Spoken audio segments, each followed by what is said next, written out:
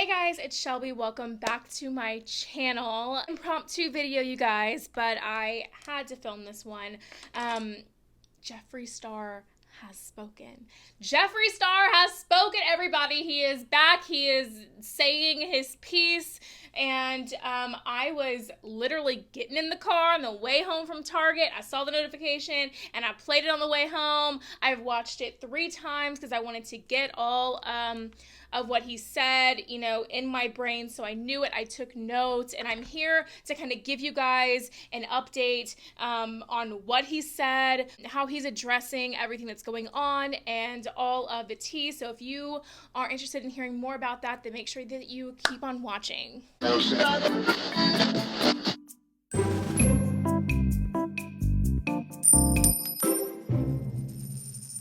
Okay, you guys, I have notes here. I'm ready. I have the whole situation. I've got it here. I was doing my makeup super quick and I took notes on everything as it was happening for you guys so that we can talk about it and I didn't miss anything that I wanted to address that he said in the video. So the first thing, the video is called, oh, I don't have that part. Wow, Shelby. What's the video called? Oh my God, I suck. Okay, the video is called Doing What's Right, and it is 10 minutes and 32 seconds long. Jeffree is in one of his signature pink robes on, I think, what is his big couch type of thing situation that he has. He is fully made up, has his wig laid, and he's looking fierce and everything, but he's in, you know, looking kind of comfortable. So it's not like he's filming your traditional apology video where they say you can't be wearing any makeup and you have to have on like a blah, blah, blah, whatever. So he is in full Jeffree slay. First thing he goes over is he says he hasn't uploaded in a while because he's been really taking time to reflect on himself and reflect on the part that he's played in all of this and really gather his thoughts and thinking about his past behaviors and the ramifications you know, that are happening because of his past actions. So that's what he says. That's the reason he hasn't been on social media in a while. He goes into saying that he won't be exposing anyone in this video. So he's kind of talking in circles a little bit, and then he kind of sub-quotes Tati's video where she says that people need to be like watching out and ready to forgive because Jeffree's gonna expose everyone, and he says he's not gonna be exposing anybody in this video, and that you know, he's not like some villain or whatever that people keep making him out to be, and all of that tea. What I found interesting is that in this whole video, he's clearly referencing Tati's video. Like, come on, he's clearly referencing that, but he never says Tati's name. That I thought was very, very interesting, and possibly something legal that's going on that means he can't say Tati's name. I don't know, that's all alleged, but that's kind of like a reason I thought maybe he referred to her as everyone. Either that or he's just being petty because they're fighting, but girl, just say her name, unless you can't. Then he goes on to say that he is accepting that he's been a part of the problem in the community, and it's about damn time. He says that once you accept that you're a part of the problem, that you can be a part of the solution.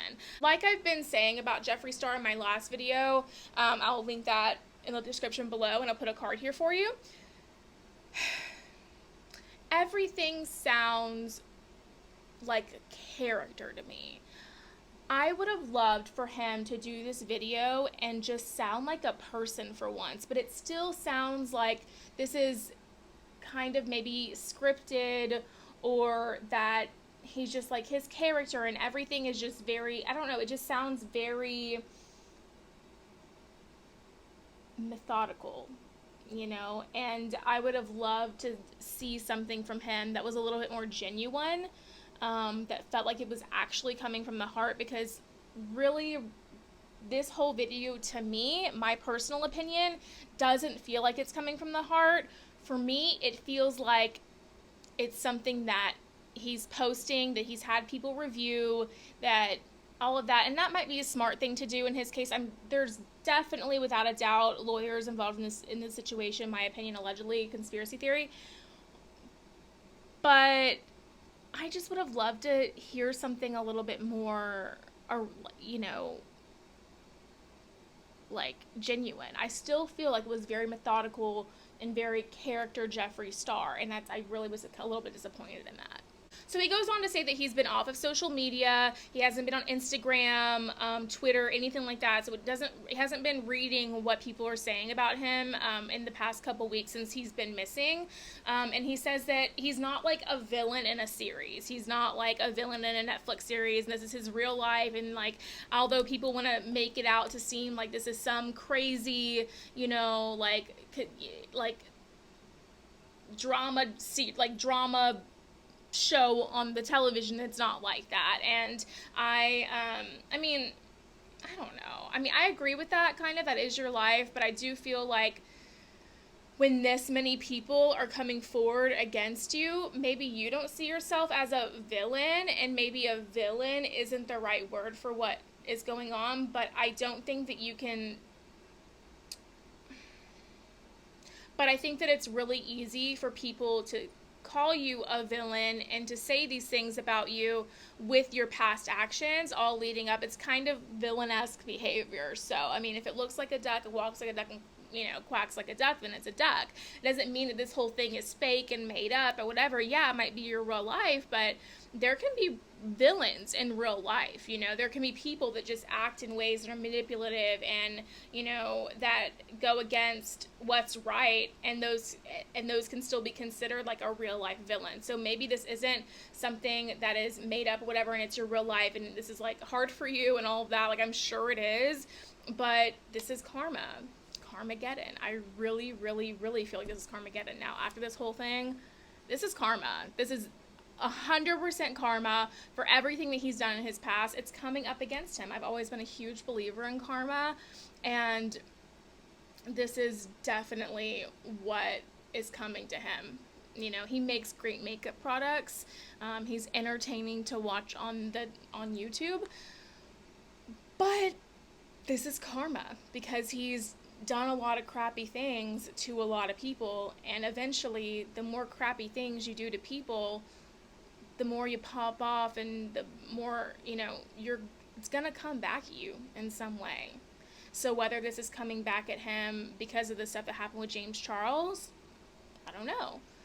Is it coming back at him from the stuff that happened in his past? I don't know. The thing about karma is you never know how or when it's going to come back at you and how it's going to hit you. So this could be karma from his past actions 10 years ago or whatever many years ago it was. This could be karma from the situation with Cam Lester. It could be karma from any number of things, or Manny MUA. It could be a karma from any number of things just coming back to hit him. And you know, it sucks, and maybe he has grown as a person since all of this stuff has happened to him, but you know, you do get what's coming to you eventually. That's just how the world works. So, anyway, let's see what else my notes say here. Then he goes on, and he goes on to then apologize to James Charles. He says, "I would personally like to apologize to James Charles for what I said in my actions." Now, that sounds really, really familiar to what Tati said in regards to James Charles and her apology to James Charles. So I'm seeing through it. This is definitely something that the legal team is handling. I'm like very sure at this point that, you know, legal stuff takes a long time to process and to go through. I'm pretty sure that we're just getting to the point now where James Charles' legal team has said, okay, this is how you need to address the situation that happened and the slander, conspiracy allegedly, my opinion, that happened with the whole James Charles situation last year. You need to apologize to him in a video. You need to say, I personally want to apologize to James Charles. And the fact that the way that they said it was so similar makes me just think that it is definitely something that a legal team was a part of. You know what I'm saying? Anyway, if you're following me, I don't know. Because this tea was old. This tea was stale. And then all of a sudden it just pops back up. But legal things take a long time to develop and to process. So I don't know. That's just my opinion. This part I thought was a little silly. He says he's never blackmailed anybody, never committed a crime, never gone to jail. So maybe you've never committed a crime or gone to jail or whatever, but there is like an infamous clip out there of you saying that you have dirt on everybody and everybody should know not to talk about you or expose you or whatever because you have dirt on everybody or whatever. What about that clip? Because that clip in itself could be considered blackmail. I don't know. Am I right? So he's talking about Tati, and he's talking about how he kind of like references her video again, and he says that you can't just like plan to take one person's career down, and when that backfires, take other people's career down as well. You have to take responsibility for your actions. I think that was really, whoever wrote this script for him, if he did it himself or he had his team write it, that was good to mention in with this whole thing, because there's a lot of people out there saying that Tati did not address or take responsibility for what happened with James Charles, and uploading the video herself and everything in her video that she uploaded, her apology video. So my opinion on that is I think that he had his team. It's clearly not his own words or something that he was just stream of consciousness like saying to the camera like I am right now. It clearly is something that was planned out. So for them to include that was a very smart move. Jeffree Star, manipulative, that whole thing could manipulate. Do you see where I'm going with this? Okay. So one thing that I love that he did, I love that he included this, is he included some talk about the Black Lives Matter movement. Thank you so much, Jeffree Star, for doing that. That is much needed. However, I also don't think that that was something that was necessarily his idea. I think that his team or whoever wrote this, planned out this video, I think that was also something they wanted him to include, because Tati didn't include that in her video. A lot of people were saying that they were disappointed in her for not mentioning the Black Lives Matter movement and all of that in her video, since that is such a heavy, prevalent thing going on in the community, in the world, right now.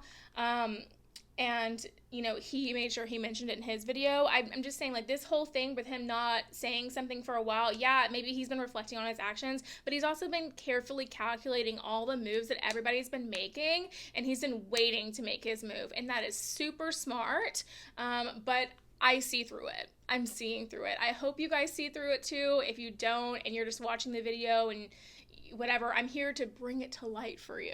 Last couple things is he goes in to talk about Shane Dawson, and he addresses Shane Dawson, says he's his best friend, says that, you know, he's one of the best friends he's ever had and all of that, and that he's disappointed that people would take his silence for anything other than support with everything going on with Shane Dawson right now. And I think that is, I don't know. I mean, clearly, I'm gonna go ahead and say it. My firm opinion on all of this stuff is that his legal team, my opinion, alleged conspiracy theory, is that his legal team told him not to speak up on everything that's going on with this whole situation until the right time. They were planning, they were watching, they were, you know, calculating how he's supposed to address this, and then he did. That's the reason he didn't say anything on social media about Shane Dawson. Who knows? If he's reflecting on stuff in his personal life and stuff while he's been off social media, maybe too, but he was told to stay off social media by his team. My conspiracy theory, allegedly, I don't see any other way that this video has the context and the information in it that it does, if that's not what was going on. Does that make sense? Like, I just don't. And the last couple things he talks about, which I actually do agree with, and I honestly like feel very strongly about in support of his brand as well, that he is very inclusive when it comes to Jeffree Star Cosmetics. Now, I mean, people saying things like Cam Lester, whatever he said, whatever, but when I'm looking at the facts of his brand, his velour liquid lip shade, his velour liquid lips, super inclusive, shades for everybody. He has a nude for everybody, you know what I mean?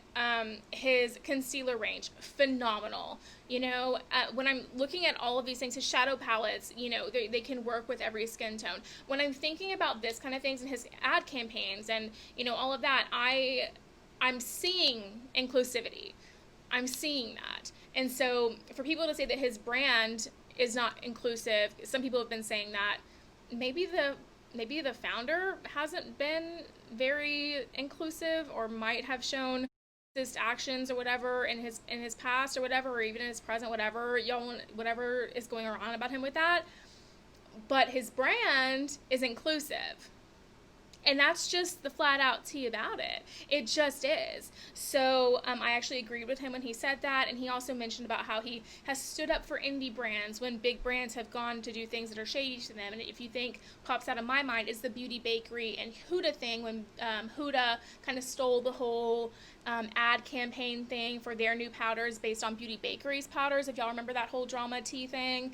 And then he goes on to speak about how he's spoken out about brands who have launched shade ranges for concealers and foundations and complexion products that just aren't up to par. Like, I remember the Tarte Shape Tape foundation thing. He was very vocal about that. So that whole thing, I have seen by his actions that he does stand up for inclusivity in makeup products and shows that and shows up with his brand. So I agree with that whole thing and that whole drama. But what's not sitting well with me is, again, and I just feel like everything is super calculated. Everything is super, I feel like as a whole, we're being manipulated into thinking that he is one type of way when he's not. That's just my whole thoughts on all of this drama. Let me know what you think about all that below. And if you've made it this far in this video and you're new, welcome to the family. Make sure you hit the big red subscribe button down below and ring the bell so you're notified of all of my future videos. You can find me on all of my social media at Beauty by Shelby. That is TikTok, Facebook, Twitter, Instagram, all at Beauty by Shelby. I'll put that right here for you so you can see what it is.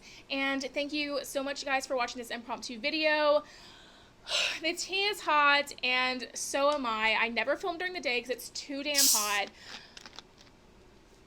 I'm gonna go. Bye, y'all.